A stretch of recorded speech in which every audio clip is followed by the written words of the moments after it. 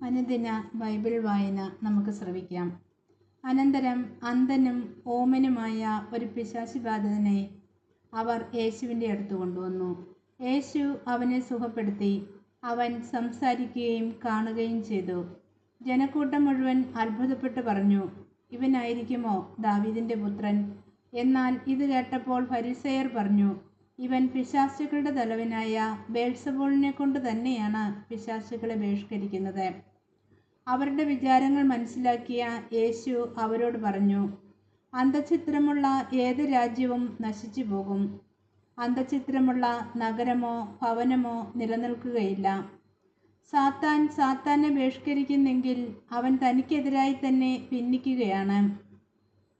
ആ സ്ഥിതിക്ക് അവൻ്റെ രാജ്യം എങ്ങനെ നിലനിൽക്കും? ബേൽസബൂളിനെ കൊണ്ടാണ് ഞാൻ പിശാചുക്കളെ ബഹിഷ്കരിക്കുന്നതെങ്കിൽ നിങ്ങളുടെ പുത്രന്മാർ ആരെക്കൊണ്ടാണ് അവയെ ബഹിഷ്കരിക്കുന്നത്? അതുകൊണ്ട് അവർ നിങ്ങളുടെ വിധികർത്താക്കളായിരിക്കും. എന്നാൽ ദൈവാത്മാവിനെ കൊണ്ടാണ് ഞാൻ പിശാചുക്കളെ ബഹിഷ്കരിക്കുന്നതെങ്കിൽ ദൈവരാജ്യം നിങ്ങളിൽ വന്നു കഴിഞ്ഞിരിക്കുന്നു. അഥവാ ശക്തനായ ഒരു മനുഷ്യൻ്റെ ഭവനത്തിൽ പ്രവേശിച്ച് വസ്തുക്കൾ കവർച്ച ചെയ്യുവാൻ ആദ്യം തന്നെ അവനെ ബന്ധിക്കാതെ സാധിക്കുമോ? ബന്ധിച്ചാൽ കവർച്ച ചെയ്യാൻ കഴിയും.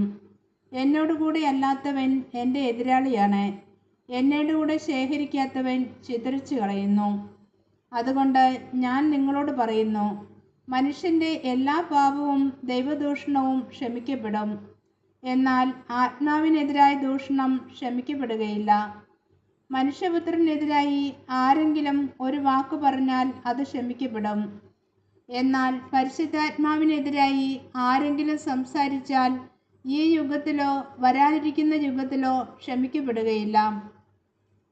ഒന്നുകിൽ വൃക്ഷം നല്ലത്, ഫലവും നല്ലത്, അല്ലെങ്കിൽ വൃക്ഷം ചീത്ത, ഫലവും ചീത്ത. എന്തെന്നാൽ ഫലത്തിൽ നിന്നാണ് വൃക്ഷത്തെ മനസ്സിലാക്കുന്നത്. അണലി സന്തതികളെ, ദുഷ്ടരായിരിക്കെ നല്ല കാര്യങ്ങൾ പറയുവാൻ നിങ്ങൾക്ക് എങ്ങനെ കഴിയും? ഹൃദയത്തിൻ്റെ നിറവിൽ നിന്നാണല്ലോ അധരം സംസാരിക്കുന്നത്. നല്ല മനുഷ്യൻ നന്മയുടെ ഭണ്ഡാരത്തിൽ നിന്നും നന്മ പുറപ്പെടുവിക്കുന്നു. ദുഷ്ടനാകട്ടെ തിന്മയുടെ ഭണ്ഡാരത്തിൽ നിന്നും തിന്മ പുറപ്പെടുവിക്കുന്നു. ഞാൻ നിങ്ങളോട് പറയുന്നു, മനുഷ്യർ പറയുന്ന ഓരോ വ്യർത്ഥവാക്കിനും പിതൃ ദിവസത്തിൽ കണക്ക് കൊടുക്കേണ്ടി വരും. നിന്റെ വാക്കുകളാൽ നീ നീതീകരിക്കപ്പെടും, നിന്റെ വാക്കുകളാൽ നീ കുറ്റം വിധിക്കപ്പെടുകയും ചെയ്യും. ഈശോ മിശിഹായിക്ക് സ്തുതിയായിരിക്കട്ടെ.